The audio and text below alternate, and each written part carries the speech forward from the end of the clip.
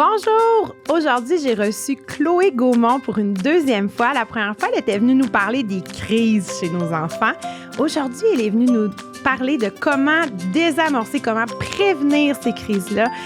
C'est par des trucs très concrets qu'elle nous a amenés justement à comprendre pourquoi nos enfants font des crises et comment réussir à éviter ces débordements émotifs-là.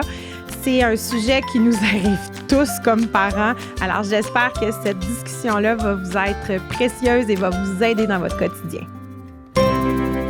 Bienvenue au podcast Grandir ensemble. Ensemble! Par Placote. Bonjour Chloé. Bonjour Alexandra. Merci d'avoir accepté à nouveau mon invitation. La première fois, tu étais venue parler des crises de colère chez nos tout-petits. Oui. Aujourd'hui, c'est un sujet complémentaire à tout ça. Mais d'abord, je vais te laisser te présenter pour ceux qui ne te connaissent peut-être pas. Oui, bien, je suis super contente d'être là aujourd'hui. En fait, c'est ça. Moi, je suis psychoéducatrice. Je fais de la pratique privée là, auprès des familles qui ont surtout, auprès des jeunes enfants. Qui sont aux prises avec toutes sortes de difficultés là, d'adaptation, que ce soit à l'école, à la garderie ou à la maison. Je travaille aussi en recherche. En fait, je m'intéresse aux meilleures pratiques pour intervenir auprès des jeunes. Et puis, je travaille aussi avec Placote. Là, oui, je collabore sur certains jeux. Là, on peut le dire, entre autres, la boîte Cannes qui est sortie. Oui. La dernière fois, on ne pouvait pas trop le dire. Mais là, la boîte Cannes qui est en plein dans tout ce dont on a parlé par le passé, puis ce dont on va parler aujourd'hui aussi, là. Oui, c'est vraiment un gros sujet, les débordements émotifs. Oui. La dernière fois, là, on a vu quoi faire quand ça se passe. Oui. Puis là, aujourd'hui, on va aller voir, on va remonter un petit peu en arrière, puis on va voir comment on peut prévenir les crises, les tempêtes d'émotions.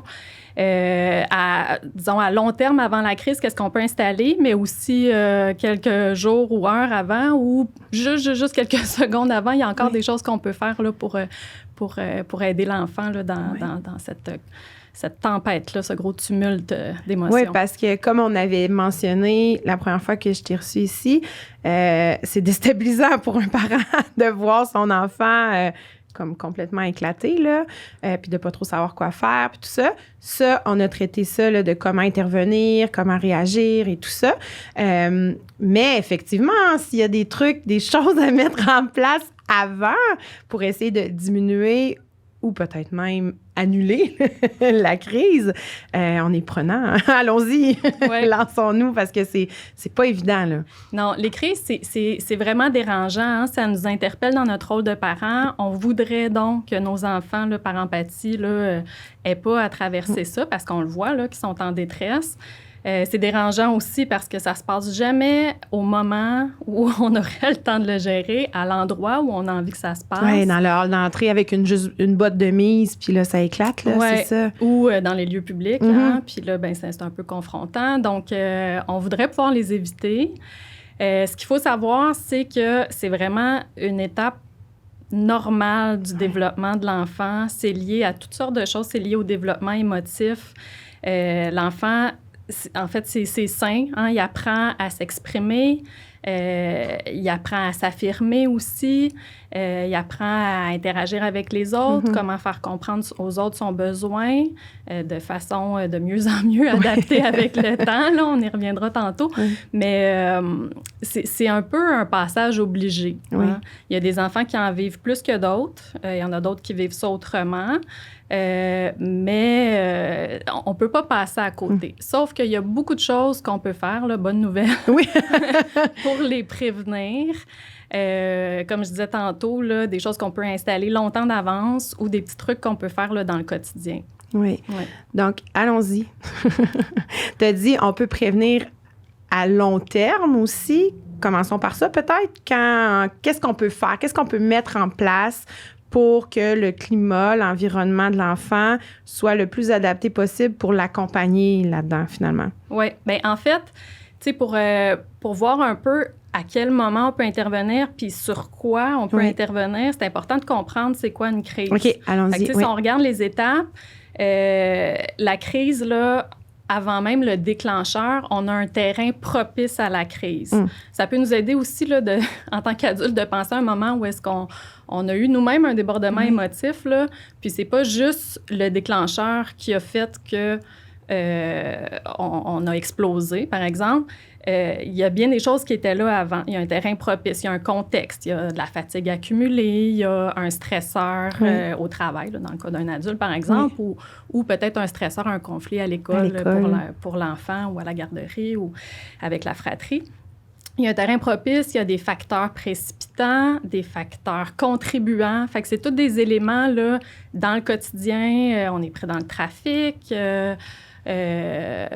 On se sent pas bien, il s'est passé toutes sortes de choses. Donc ça, là, c'est comme tout un terrain propice à la crise. Fait que ça, c'est des choses sur lesquelles on va pouvoir intervenir pour essayer que le contexte soit le plus idéal pour que l'enfant soit dans un environnement où il se sent bien, pour éviter que ça dégénère là, quand il vit une frustration. Oui, pour pas se rendre au point où, justement, c'est hors de contrôle pour lui, là, c'est ça. Fait qu'on va pouvoir travailler un peu sur le contexte, sur le terrain. Bon, après ça, ben, il y a l'élément déclencheur. Puis ça aussi, on va aller l'explorer parce que c'est vraiment là qu'il faut dénouer des nœuds, essayer de comprendre qu'est-ce qui se passe pour pouvoir aider l'enfant. Vraiment ce qui déclenche là, la crise. Oui. Et puis ensuite, ben, il y a la crise. Hein? Il y a une augmentation des comportements. Et puis après ça, il y a une décélération. On redescend, on retrouve notre calme. Puis après ça, ben, il y a une résolution. Là, quand un retour. C'est ça. Fait que ça, c'est les étapes. Fait que, en fait, ce qu'il faut comprendre là, quand on veut décortiquer une crise, c'est que, bon, la crise, là, c'est un comportement. Ça peut se manifester de toutes sortes de façons, des cris, des pleurs, des coups, tout ça.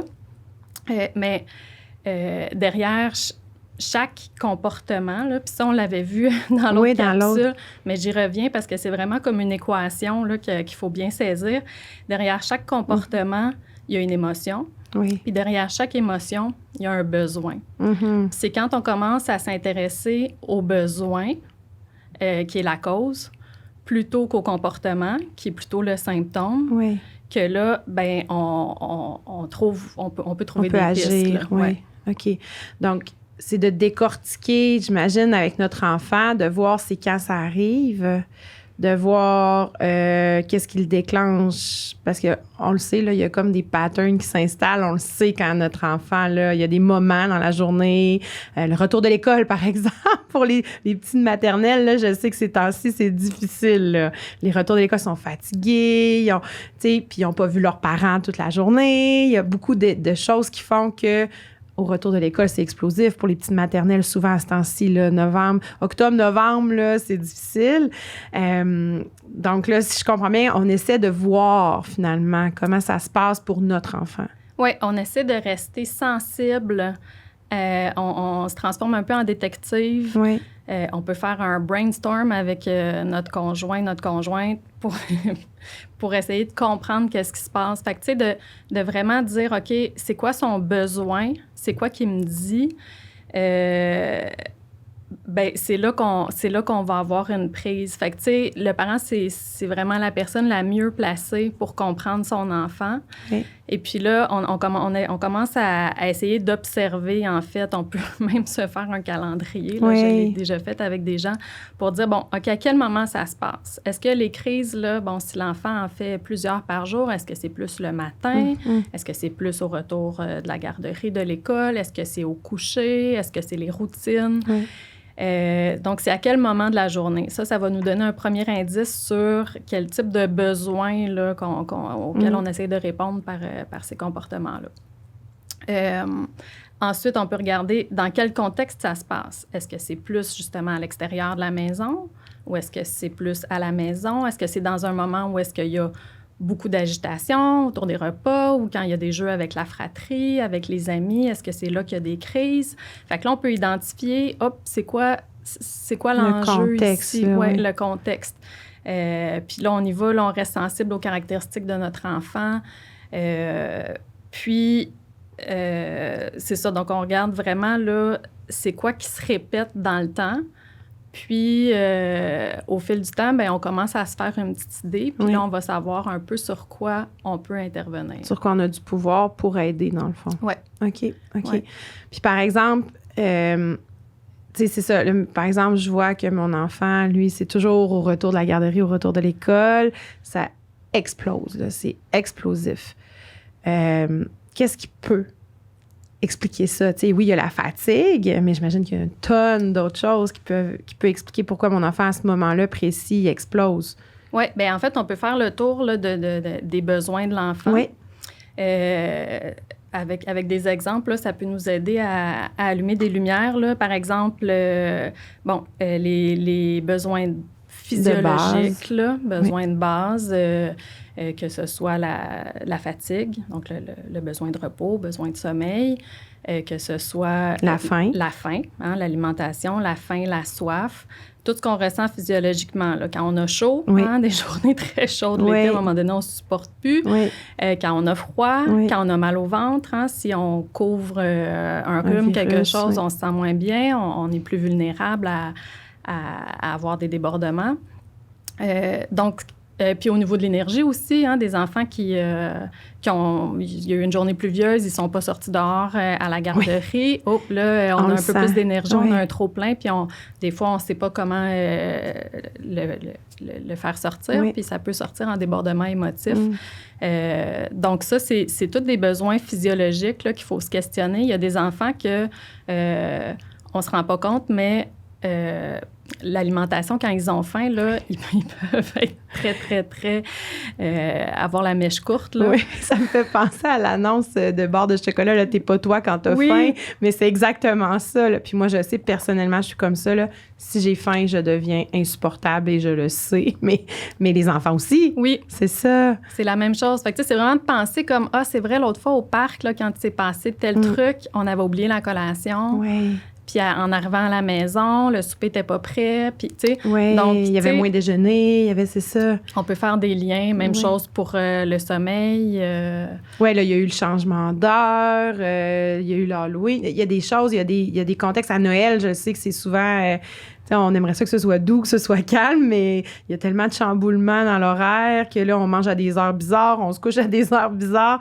Souvent, c'est explosif les jours qui suivent, c'est ça. Oui, puis toute l'excitation aussi, hein, ça aussi, ça peut être un facteur. Là, les enfants, quand ils ont un trop-plein de plaisir. C'est ça.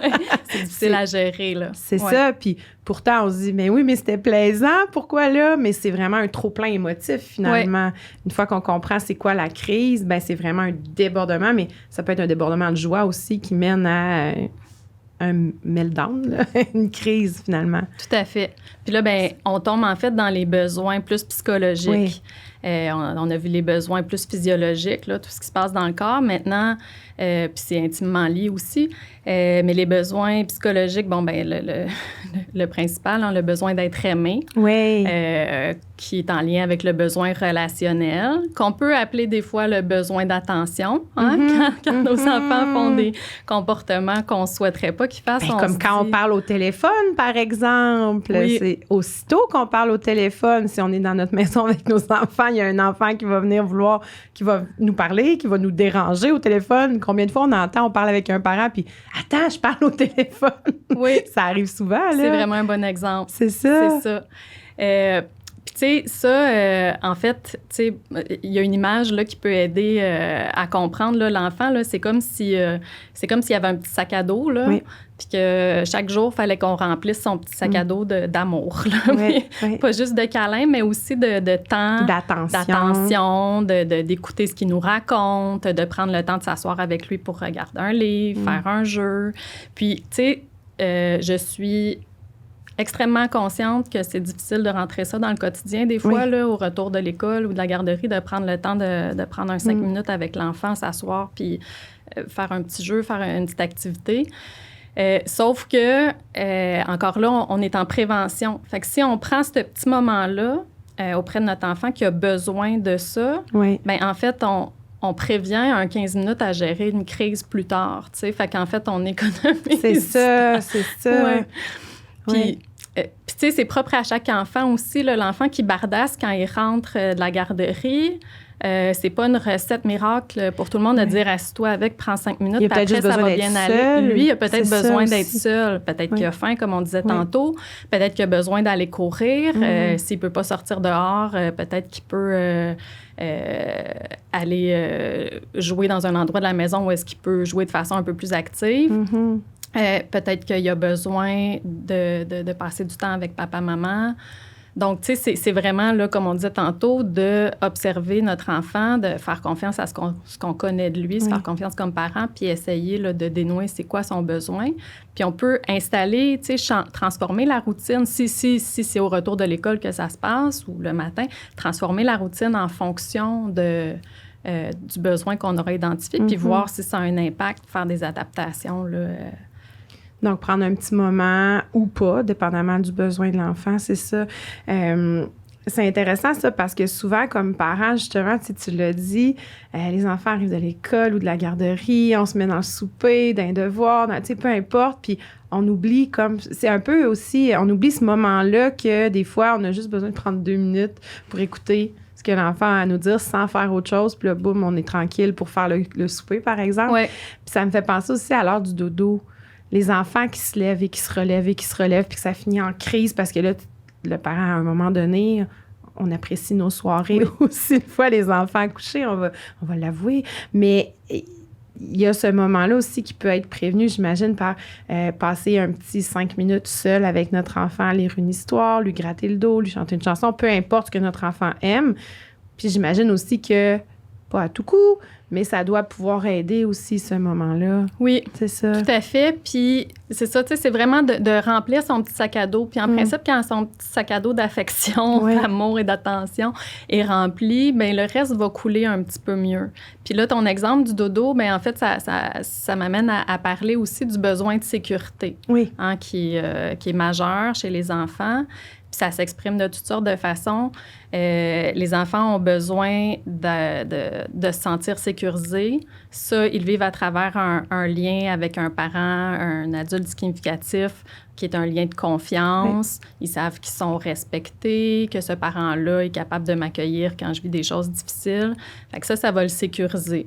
Mais même si on a tout ça, ce beau lien-là avec notre enfant, bien, ça arrive qu'ils peuvent se sentir insécures. Peut-être parce que nous-mêmes, on vit quelque chose qui nous dérange, puis l'enfant, il le ressent. Donc là, on peut se questionner, ah oui, c'est vrai, je vis beaucoup de stress au travail, je suis moins disponible, même si je suis là, je suis un peu dans ma tête. C'est peut-être ça qui le dérange. Donc, il est un petit peu insécure par rapport à ça. Est-ce que c'est ça qui se passe? Est-ce qu'il est insécure parce qu'il sait qu'un coup qu'il va se coucher, bien, maman, papa s'en va pour le travail ou une sortie, peu importe. Puis, ça l'insécurise. Est-ce qu'il sait que le lendemain, ça va être une gardienne différente, une éducatrice différente, peu importe, puis que ça l'insécurise? Donc là, au moment du dodo, là, la séparation est plus difficile. Ou le matin, au moment du départ, peu importe là, à quel moment ça se passe, l'enfant, s'il ne se sent pas sécurisé là, dans son lien avec la personne qui prend soin de lui, que ce soit le parent qui se sent moins bien ou que ce soit l'éducatrice, le professeur, des fois aussi. Oui. Puis, ou tu sais, s'il y a un changement d'éducateur. Donc, c'est vraiment de se questionner qu'est-ce qui se passe de différent dans son quotidien, qu'est-ce qui pourrait un petit peu venir jouer sur son sentiment de sécurité, qu'est-ce qui pourrait déranger ça. Le sentiment de sécurité aussi, ça se vit à travers un milieu qui est stable, avec des règles qui sont cohérentes puis qui sont constantes. Donc, si on installe des règles qui sont toujours les mêmes à la maison, bon, sauf par exemple quand il y a une fête ou quand il y a un événement spécial, là, on peut déroger. Mais si on sait que tous les jours, on s'attend à avoir à peu près tel horaire et à peu près telle règle qu'on doit respecter pour que ça fonctionne bien, bien, en fait, c'est sécurisant pour l'enfant. Puis, il sait à quoi s'attendre. Il sait que après le dîner, il fait un repos, une sieste.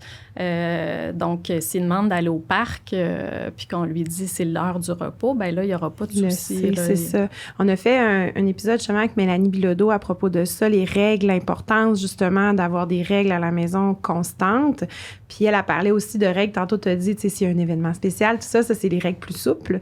Les règles sur lesquelles on peut jouer, tu sais. Alors, j'invite les gens à aller écouter cet épisode-là si elle donnait vraiment des trucs très, très concrets sur les règles. Là. Ça fait que ça vient parfaitement complémenter ce que tu viens de nous dire là. Oui, bien c'est ça. Tu sais, si la collation le matin chez vous, c'est des fruits, puis que c'est ça tout le temps, puis qu'on demande un biscuit, qu'on se fait dire non, mais que 3 fois par semaine, des fois, on plie un peu, bien là, si on a un refus, bien là, on risque de réagir un peu plus parce qu'on le sait que la semaine dernière, on en a eu un biscuit 3 fois plutôt que...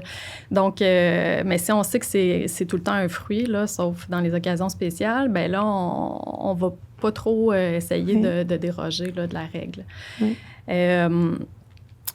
Le sentiment de sécurité aussi, ça se vit à travers connaître les attentes. Des fois, l'enfant sait qu'à la maison, ça et ça, c'est pas permis, la routine, c'est ça. Mais quand on sort de la maison, c'est déstabilisant, on connaît pas vraiment les attentes. Ça peut être insécurisant, on est dans un nouvel endroit, que ce soit un centre d'achat. Une nouvelle personne. Oui, tout à fait. Donc, ce qui peut aider aussi, c'est de se préparer à cette sortie-là.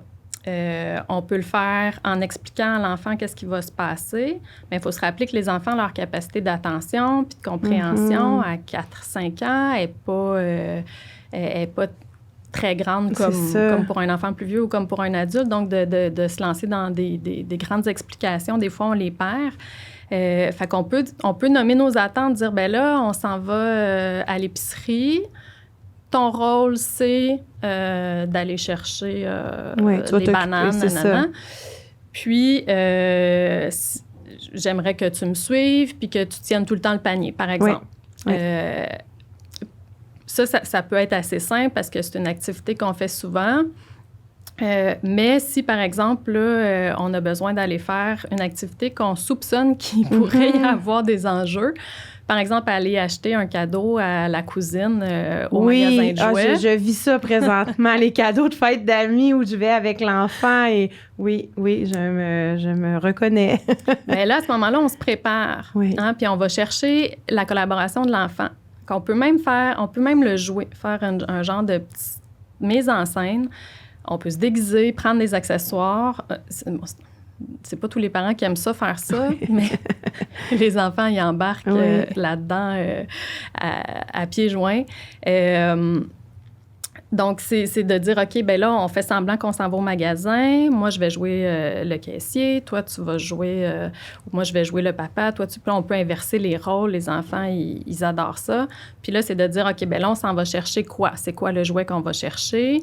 Puis, est-ce qu'on magasine autre chose? Non. Puis là, on le joue, puis on le pratique, puis on fait comme si on jouait au magasin de jouets. Puis, fait que l'enfant, quand il arrive au magasin de jouets, bien, il sait ce qu'on attend de lui. Il l'a même pratiqué. Puis, on l'implique dans le choix du jouet et tout. On le valorise là-dedans. Puis on le responsabilise. Puis, ça risque de mieux se passer. Donc, mais cet exemple-là, puis c'est souvent pour ça que ça éclate aussi dans les lieux publics, quand on fait des commissions, là, à l'épicerie, la fameuse étagère de bonbons, dans les magasins de jouets, justement, là, moi, ça m'est arrivé, on est allé dans un magasin de livres, dans une librairie, chercher le cadeau d'un ami. J'avais dit avant, là, c'est le cadeau de l'ami qu'on va chercher, puis j'avais les 4 enfants, on y va, on rentre naturellement, c'est tellement, eux autres sont des passionnés de livres, donc c'est sûr que tous les livres leur parlaient, « Ah, ça, je l'aime ça », mais même si je l'achète avec mes sous, mais même... Puis là, la solution que j'ai trouvée, parce que là, la fois d'après, je veux pas que ça réarrive, c'est que j'ai dit, OK, parfait, on prend en photo. On prend en photo, ça te plaît, comme ça, la prochaine fois que tu vas avoir une liste de souhaits à faire, bien, tu vas pouvoir l'écrire sur ta liste. Même chose à l'épicerie. Ah, ça, t'aimerais ça, ces chips-là. Parfait, je le prends en photo. Comme ça, quand il va y avoir une fête, quand il va y avoir un événement, je vais savoir que c'est ça que tu voulais. Fait que là, ça, c'est ma petite stratégie que j'ai mis en place là-dessus. Mais mon plus vieux a quand même 11 ans. Là, ça va m'avoir pris 11 ans avant d'allumer que je pouvais faire ça. Donc, tu sais, je trouve ça super intéressant, ce que tu dis, de planifier, de se trouver des petits trucs aussi pour que l'enfant...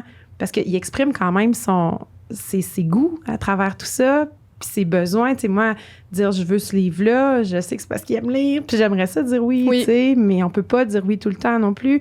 Fait que je trouve que, en tout cas, c'est comme respecter l'enfant en disant « je comprends, t'en as besoin, t'aimerais ça, ça te ferait plaisir, regarde, je le retiens ». Puis en prenant la photo, c'est concret aussi, parce que des fois, je le disais, oui, je retiens pour la... Puis j'oubliais à chaque fois, là, c'est sûr, là, que j'oubliais qu'il voulait des chips au ketchup. Puis que... Fait que là, je trouve qu'en prenant la photo, ben là, moi, ça me fait un rappel aussi concret, tu sais. Oui, puis en fait, là, tu fais appel à leurs besoins de validation. Ouais, c'est ça. Parce que les enfants, là, ils veulent tout avoir. Ben oui, puis je les comprends, là. Moi aussi, si j'avais aucune connaissance de l'argent, moi aussi, rentrer dans une boutique de livres, je prendrais tout, là. Mais en fait, ils veulent surtout être entendus, puis être comme validés dans leur ressenti. Puis même si on ne répond pas à ce désir-là, mais le besoin d'être validé puis d'être entendu est pratiquement plus fort. Ouais. Fait que, tu sais, une réponse comme ça, là, c'est... puis en plus, si on arrive 3 mois plus tard à sa fête avec le sac de friandises qu'il avait vu, c'est puis ça. que lui-même s'en rappelait plus, bien là, ça lui fait super plaisir, tu sais, parce qu'on l'a entendu puis on a respecté son souhait. Goûts, son souhait, c'est ça. Ça m'aura pris 11 ans. Alors, si jamais j'ai lancé l'idée à quelqu'un, prenez-la. Mais c'est super intéressant, là, vraiment. On voit où on s'en va, là, tu sais, une fois que les besoins de base, les besoins affectifs, les besoins de validation, tu sais, là, c'est concret, là. Tu sais, il y a même des petits outils de communication, là. Je voulais venir tantôt, mais j'en profite avec ton exemple, là. Tu sais, dans ce besoin-là d'être entendu, là, par exemple, un enfant qui veut du chocolat. Oui. Puis... on peut utiliser l'imaginaire pour répondre à l'enfant, puis lui dire qu'on a entendu son besoin. On peut l'exagérer, utiliser l'imaginaire, l'humour. Les enfants, là, jusqu'à 7-8 ans, ils embarquent à fond là-dedans, de dire « Ah oui, hein, toi, t'aimes tellement ça, le chocolat, là. Hey, imagine si toute ta chambre était faite en chocolat. Ton lit est en chocolat, tes murs sont en chocolat, tes draps. » Là, il y a une glissade de chocolat pour te rendre jusque dans la cuisine pour manger tes céréales au chocolat. Puis bon, fait que là, il sait qu'on l'entend, son besoin. Il aime le chocolat, il veut en manger. Puis en même temps, bien, on fait appel un peu à sa curiosité, à son imaginaire. Fait que ça fait une belle transition. Il donne une porte vers comme, OK, j'aurai pas de chocolat, mais on peut s'amuser, on peut penser à autre chose. Puis il sait qu'on le comprend à son besoin. C'est donc, ça. Mais ça, j'ai aucune idée où j'avais pris ce truc-là. Puis à chaque fois que je l'utilise, là, c'est sûr, ils sont plus vieux un peu, fait que ça fonctionne moins, mais la baguette magique. Oui. Quand l'enfant se met à faire une cri, mais moi, je voulais ça, j'aime pas ça du pâté chinois, je voulais du spaghetti. Ah, hey, si j'avais une baguette magique, là, je transformerais tellement ton pâté chinois en spaghetti, mais regarde, je suis pas capable, abracadabra, ça fonctionne pas. Puis là, l'enfant est comme déstabilisé un peu, il se dit, ah ouais, dans le fond, c'est vrai, tu sais, j'ai le goût d'avoir du spaghetti, mais là, clairement, c'est pas possible. Fait que c'est aussi la baguette magique, tu sais, c'est un peu l'humour, l'imaginaire, tout ça. Ça avait bien fonctionné chez nous, là. Ça va un peu dans le même sens de ce que tu dis, la glissade en chocolat, tout ça. On vient comme dire, oui, parfait, je comprends, mais c'est pas possible, là, je peux pas. Puis on désamorce en même temps. C'est ça, j'adore ça. Il y a le besoin d'autonomie aussi, là, si on vient au besoin psychologique, il y a le besoin d'autonomie, le besoin de se sentir compétent. Un enfant qui... celui-là, il est plus subtil, le besoin de compétence. Fait que l'enfant qui a l'impression qu'il n'est pas bon, bien, ça peut être un facteur aussi qui le dérange dans le quotidien quand il ne réussit pas à accomplir quelque chose que son frère ou sa sœur est capable de faire. Je pense juste à l'habillement, fermer la fermeture éclair. Souvent, les tout-petits vont pogner les nerfs. Là, oui, c'est ça. Fait qu'on est vraiment dans le besoin d'autonomie, besoin de compétence. Fait que là, il faut trouver des moyens de leur donner de l'autonomie et des moyens de se sentir bon dans des tâches qu'il est capable d'accomplir. On peut lui donner des choix. Est-ce que tu préfères mettre ton pantalon rouge ou ton pantalon bleu? Donc là, on lui donne 2 choix qui nous conviennent à nous. Oui, c'est ça. Mais lui, bien, il gagne un peu d'autonomie. Il a l'impression d'avoir un peu de contrôle sur son environnement, sur sa petite vie. Oui, c'est ça. Puis là, bien, ça vient un petit peu combler ce besoin-là. Oui. Oui. Le besoin d'autonomie, des fois, l'exemple de l'habillement me vient vraiment en tête pour ça, là, parce qu'on dirait que c'est toujours dans le cadre de porte en plein hiver là, qu'il arrive quelque chose. Puis c'est souvent parce qu'on est pressé, hein, souvent. Fait que commencer 5 minutes avant l'habillement peut permettre à l'enfant, par exemple, de mettre ses bottes tout seul, puis là, de se sentir compétent, même si on attache son manteau, par exemple, alors finalement, on a juste pris 2-3 minutes plus tôt. On s'est pris 2-3 minutes plus tôt pour partir, donc on le sait qu'il y a le temps de mettre ses bottes. Ça peut être quelque chose comme ça. Oui, puis ça, là, on revient encore, c'est peut-être pas ça la frustration, mais on revient encore aux besoins de sécurité. Quand on est pressé puis que le temps s'accélère, la notion du temps chez les tout-petits est vraiment pas la même que chez nous, les adultes. Donc, eux autres, le fait de devoir être dans l'auto à telle heure, c'est vraiment difficile à saisir. Ouais. Donc, toute cette espèce de stress-là, ils le ressentent, ils comprennent pas trop pourquoi. Puis ça, donc là, ils se sentent peut-être un peu plus insécures. On ne laisse pas de place à leur autonomie parce qu'on n'a pas le temps. Fait que, tu sais, il y a beaucoup de facteurs mis en place. Il y a beaucoup de facteurs. Là, on est dans notre terrain propice. Là. C'est ça. C'est pour ça que c'est souvent à ce moment-là que ça éclate. Oui, oui. C'est ça. Il peut y avoir en même temps de la bousculade, des conflits avec la fratrie. Là, tous les ingrédients sont là. Tout est là. Tout est réuni. Alors que mon doux que c'est pas le bon moment. Non, c'est ça. Exactement. OK, parfait. Et là, c'est vraiment... Là, tu as mis la table. On voit vraiment où on s'en va pour réussir à accompagner l'enfant dans ces débordements-là. Mais comme tu as dit au début, ça va arriver quand même. Oui, ça va arriver quand même. C'est vraiment d'aller voir c'est quoi le besoin. Puis là, on est vraiment dans le moyen terme, disons. Oui. Tu sais, on se questionne. Puis dans l'immédiat aussi, là, on peut dire « Ah oui, OK, là, je pense que c'est ça qui se passe, puis je vais essayer de répondre à son besoin. » Mais il faut l'avoir travaillé avant. Il y a aussi d'autres choses qui peuvent se travailler très, très en amont. C'est tout le développement de la compétence émotionnelle. OK. Fait que ça, c'est pas comme 5 minutes avant qui... Non, c'est ça. C'est trop tard. Oui, c'est ça. T'as de la peine, ça l'aidera pas. Bien, en fait, ça puis je viendrai tantôt, là, il y a d'autres petites interventions qu'on peut faire là, quand la crise, elle est imminente. Mais si dans le quotidien, on installe une espèce de culture où est-ce on se familiarise avec les émotions, avec c'est quoi les sensations qui sont reliées aux émotions, comment on peut réagir quand on vit telle émotion, c'est quoi les stratégies pour s'apaiser. Quand dans la famille, il y a une espèce de discussion ouverte sur les émotions, puis que tous les petits moments du quotidien sont des opportunités d'apprentissage, que ce soit papa, maman, grand frère, grande sœur qui revient de l'école, du travail, qui raconte « Ah, il m'est arrivé ça, c'est vraiment fâchant. Je me sens contrariée parce que telle chose est arrivée, puis moi, j'aime pas ça que... donc, je vais devoir aller respirer. Oui. Puis, tu sais, on peut l'exagérer comme parent. Là, on n'a pas tendance à verbaliser comme ça. Non, c'est ça. J'ai vraiment besoin de respirer. Mais, tu sais, on peut l'exagérer. Fait que les enfants, ça leur donne un exemple, mais ça peut se faire aussi dans les petits livres d'histoire. Si on suit pas exactement là, tout le texte, on peut dire « Oh, regarde, qu'est-ce qui se passe ici? » Tu sais, pour vraiment se familiariser avec les émotions pour développer une compétence émotionnelle. Oui. Solène, qui était venue, on a eu un épisode sur les émotions, puis ça me fait penser au petit moment soleil puis au petit moment nuage. Elle a dit qu'elle faisait ça avec sa famille. Ils s'assoyaient, puis chaque membre de la famille nommait un moment soleil, un moment nuage de sa journée. Puis c'était justement le moment de dire « Ah là, moi, j'ai tellement pas aimé ça, je me suis pas sentie bien quand la personne a dit telle chose, c'est mon moment nuage. Mais que j'étais contente de voir que j'ai réussi à faire ça, c'est mon moment soleil. » Fait que c'est comme une belle discussion à avoir, quelque chose qu'on met en place finalement pour aborder la discussion sur les émotions, là.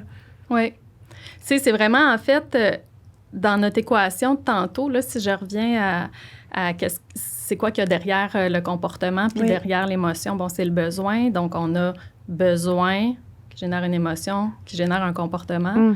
Bien, en fait, chez les tout-petits, là, c'est vraiment ça. Émotion égale comportement, tout de suite, ils réagissent tout de suite.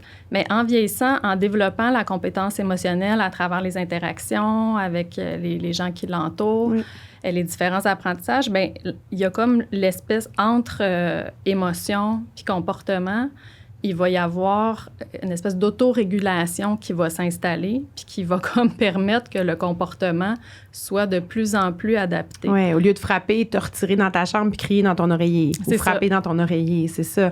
À un moment donné, il va réussir, l'enfant, à le faire. On peut pas s'attendre, j'imagine, à ce que ça se fasse du jour au lendemain non plus. Non, c'est ça. C'est long. Mais, tu sais, il faut le faire. Faut pas ignorer cet aspect-là. Mais c'est vraiment en intervenant sur le besoin qu'à court terme, à court-moyen terme, on va avoir plus d'impact là, pour limiter les crises. Pour l'accompagner. Oui. Puis si on va vraiment dans le juste, dans l'immédiat, dans le quotidien, d'autres trucs concrets qu'on peut faire quand quand on sent qu'il y a un facteur qui est là, qui est imminent, bien, au niveau de la communication aussi, il y a des façons qu'on peut s'adresser à l'enfant qui peuvent aider. Tantôt, on disait, bon, utiliser l'humour ou l'imaginaire pour venir un petit peu désamorcer, contrecarrer, là, puis montrer à l'enfant qu'on comprend qu'est-ce qu'il vit. Oui, puis changer l'émotion aussi. Quand on a de la peine, quelqu'un nous fait rire, souvent, la peine diminue un peu. Tu sais, on a comme, quand on est très en colère puis qu'il arrive quelque chose de vraiment drôle, tiens, tout d'un coup, la colère diminue un peu. Tu sais, ça, nous, comme adultes, en tout cas, moi, je le sais, là, des fois, je suis vraiment en colère contre un enfant parce qu'il est arrivé quelque chose. Puis là, l'enfant va me regarder puis va dire quelque chose qui, moi, va me rendre, tu sais, va me faire rire. Puis la colère diminue tout de suite. Puis là, ben ça désamorce. Tu sais, c'est la même chose pour les tout-petits. Oui, tout à fait. C'est ça. Tout à fait. On peut faire appel aussi à leur curiosité, à leur intelligence. Hein? Tantôt, on ne l'a pas nommé, là, mais il y a le besoin de stimulation aussi. Les enfants, quand ils s'ennuient, quand ils tournent en rond, des fois, ils ont besoin de s'occuper. Sinon, ils vont se mettre à nous occuper. Oui, c'est ça. OK. Là, je vois parfaitement l'image. Tantôt, on disait qu'il y en a qui ont besoin de calme, mais non, il y en a qui ont besoin que intellectuellement, là, il se passe quelque chose. Donc, faire appel à leur curiosité, à leur intellect, ça peut avoir le même effet que faire appel à l'humour. Tu sais, leur poser une question sur les distraire un peu, tu sais, un peu comme on fait avec un bébé un plus jeune enfant, là, quand on voit qu'il se passe quelque chose, on regarde le petit jouet, puis donc on fait la même chose, mais à un niveau plus approprié à l'âge de l'enfant pour le raccrocher à quelque chose. Ça peut être une façon d'intervenir là, quand on se rapproche d'un débordement. La façon aussi qu'on s'adresse à lui, tu sais, de lui dire, au lieu de lui dire, par exemple, bon, bébé fait la sieste, tes grands frères est turbulent.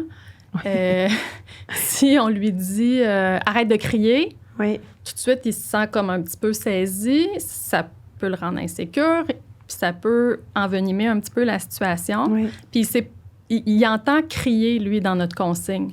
Puis il entend arrête. Puis tu sais, c'est agressant. Si on reformule puis qu'on lui dit chuchote, parle doucement, ton petit frère fait la sieste. Donc là, il sait c'est quoi qu'on attend de lui parce que c'est clair. On lui a pas dit « arrête de faire ça », on lui a dit quoi faire. Donc là, tout de suite, il peut s'enligner sur ce comportement-là. Puis il comprend pourquoi. « Ah, c'est vrai, mon frère dort. » Puis s'il se réveille, papa, il n'aura pas le temps de faire un casse-tête avec moi. Il ne pourra pas jouer avec moi. Donc là, il y a un rationnel derrière la consigne. Puis la consigne est claire, elle est orientée vers le comportement qu'on veut. Tu sais, au lieu de dire arrête de courir, marche doucement. Bon, c'est toutes des petites adaptations là, que quand on y pense, ça peut aider. Au niveau de la communication aussi, au lieu de faire des refus catégoriques, c'est de laisser une ouverture. Donc, par exemple, notre enfant, le matin, veut sortir la peinture à 5 minutes de quitter pour la garderie. C'est pas une bonne idée. Si on lui dit, ben non, c'est pas le temps, là, il faut partir à la garderie. Lui, tout ce qu'il entend, c'est non, je peux pas faire ce que je veux. Puis là, ben, il va s'opposer autrement. Soit en faisant une crise ou soit en ralentissant le rythme pour s'habiller. Ah oui, ça aussi, ça arrive. Non-collaboration. Mais si on lui dit t'aimerais ça, faire de la peinture? Ben oui, c'est possible. Tout à l'heure, là, quand je vais aller te chercher à la garderie, là, ben, on installera les pots de peinture, tout ça, puis tu pourras t'installer. Donc là, c'est pas un non catégorique, c'est un oui plus tard. C'est une ouverture. Donc, c'est sûr que l'enfant, ça fait pas... C'est pas exactement ce qu'il souhaitait. Ça se peut qu'il bardasse un petit peu, mais au moins, son besoin est entendu. C'est ça, comme tantôt. Il peut s'accrocher à quelque chose qui s'en vient dans un avenir relativement raisonnable. Fait qu'on a respecté son besoin, on l'a entendu. C'était pas approprié parce qu'on a mis notre limite d'adulte, mais on ouvre la porte. C'est ça. C'est ça, sans dire non. Oui, exactement. C'est tu sais, formuler la consigne positivement, donner la solution, donner le comportement qui est attendu.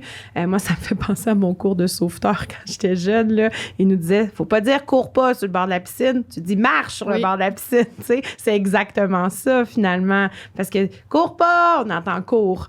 Mais « marche », bien là, c'est clair. Là. Okay. C'est clair, tu sais, c'est ça. Fait que c'est exactement la même chose qu'on fait avec nos enfants. Là. On leur propose le comportement qui est attendu, finalement. Oui. Tout à fait. C'est ça. Il y a plein d'aspects dans tout ce qu'on vient de dire, mais je pense que c'est concret. sais, je pense que ça donne des trucs très, très concrets aux parents parce qu'une fois dans la crise, on perd un peu, tu sais, comme on avait dit l'autre fois que je t'ai reçu, il n'y a pas grand-chose à faire au début de la crise. Il faut sécuriser les lieux, il faut accompagner l'enfant, mais c'est pas le temps d'intervenir, là. C'est pas le temps d'essayer de parlementer, c'est pas le temps d'essayer de dire « je comprends ton besoin », mais là, Fait que c'est bien de savoir qu'on peut le faire avant. Oui. En ayant observé, en ayant noté quand est-ce que ça se produit, puis tout ça. Puis même sans avoir noté, tu sais, juste ce que tu dis là, d'apporter « je comprends que tu aimerais peinturer », on va le faire en revenant tantôt. Là, il faut s'habiller. Tu sais, c'est de respecter l'enfant parce que c'est important. C'est important. Mais tout en mettant nos limites, j'aime vraiment ça, de voir qu'on a une action. On est capable d'aider l'enfant pour pas arriver au débordement. Oui. Puis, tu sais, mettons là qu'on on a tout mis en place. On a tout fait. On est vraiment bon. Puis, ben, il va y en avoir quand même. Oui, mais oui. C'est comme un incontournable. Mais encore une fois, là, juste avant la crise, il y a encore des choses qu'on peut faire. Quand on sent là, que ça boue, là. Ouais. Oui. Puis là, on revient un petit peu aux mêmes étapes que quand on intervient dans la crise. Mais si on le fait là, juste avec le bon timing, ben, on peut soit limiter les dégâts ou soit les éviter. Réussir à désamorcer. Oui, tout à fait. Fait que, tu sais, c'est vraiment, on repense au petit sac à dos d'affection de notre enfant. Fait que c'est d'essayer de créer un contact avec l'enfant. Si on voit qu'il revient de la garderie puis qu'il est pas bien, bien là, c'est d'essayer d'être réconfortant, d'essayer d'avoir un contact physique avec l'enfant. Oui. Il y en a que ça va être à travers se chamailler. Il y en a d'autres que ça va être des câlins. Peu importe, tu sais, de lui montrer que physiquement, on est là, qu'on est disponible, d'avoir vraiment, tu sais, d'aller vraiment lui donner de l'affection. On peut aussi avoir une écoute empathique, essayer de voir qu'est-ce qui s'est passé, essayer de trouver un peu le déclencheur de son émotion, c'était quoi son besoin, en étant très, très respectueux aussi de ce qu'il nous dit, même si nous, ça nous semble banal. C'est important qu'il soit entendu avec bienveillance et empathie. Donc ça peut, si l'enfant se sent entendu, se sent compris, puis si on explore des pistes de stratégie avec lui après pour qu'il se sente mieux, bien, ça peut contrecarrer un petit peu l'escalade des comportements qui pourraient se passer. Oui, puis ça m'amène à penser à quelque chose. Moi, j'ai pris conscience de ça il y a 2 ou 3 ans, le cellulaire. Quand, tu sais, puis on lit nos nouvelles sur le cellulaire. Maintenant, avant, on ouvrait le journal. Maintenant, c'est sur notre cellulaire. Fait qu'on lit les nouvelles, on écrit à quelqu'un, on a accès à tout le monde tout le temps, tu sais. Puis souvent, ça fait que mon attention, tu sais, quand tu avais le journal était ouvert, tu levais les yeux pour parler à l'enfant. Là, maintenant, avec le cellulaire, là, Puis juste le fait de déposer le cellulaire, de prendre 2 minutes, même si ce que tu faisais était vraiment important, tu déposes 2 minutes, tu tournes vers l'enfant, tu écoutes ce qu'il a à te dire. 2 minutes après, il va retourner à ses activités. Puis là, tu vas pouvoir finir de payer tes factures ou peu importe ce que tu étais en train de faire. Mais là, maintenant, vu que c'est ça, tout est en ligne. Donc, on a toujours besoin, tu sais, si on veut avancer nos projets personnels, on a quasiment toujours besoin d'un écran, tu sais. Payer les factures, appeler l'hypothèque, tu sais, appeler la banque, on a toujours juste appelé le physio, je cherche le numéro sur mon cellulaire. Tu sais, c'est toutes des choses qui, avant, on regardait dans le bottin. Tu sais, c'est toutes des choses qui font qu'on l'a souvent en main, mais ça nous distrait de l'enfant, puis souvent, on n'a pas le réflexe de le déposer. Mais moi, j'ai remarqué que, je le dépose, je me tourne, puis 2 minutes après, l'enfant, il est reparti, je peux finir ce que j'étais en train de faire, puis tu sais, c'est correct. Mais sans en prendre conscience aussi que des fois, on pense qu'on est à l'écoute, mais qu'on ne l'est pas nécessairement, tu sais.